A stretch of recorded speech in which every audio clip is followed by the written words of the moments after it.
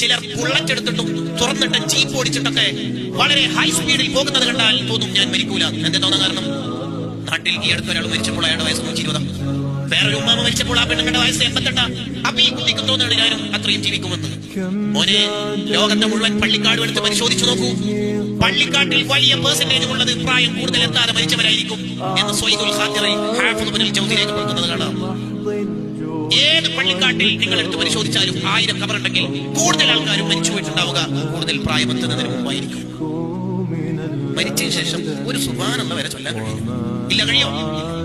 അതുകൊണ്ട് ആ മരിക്കുമെന്ന് ഉറപ്പായി മരണം മുന്നിൽ കാണുമ്പോൾ മനുഷ്യന്മാർ വിളിച്ചു കേഴുന്നത് ലൗലാ അഖർതനി, എനിക്ക് കുറച്ചുകൂടി സമയം തരുമോ? എത്ര സമയം വേണം? എത്ര? 1 മണിക്കൂർ, അര, കാൽ, 5 മിനിറ്റ്, 1 മിനിറ്റ്, അര മിനിറ്റ്, 1 സെക്കൻഡ്, അജലി ഖരീബ്, 1 സെക്കൻഡ്. ഇല്ലേ?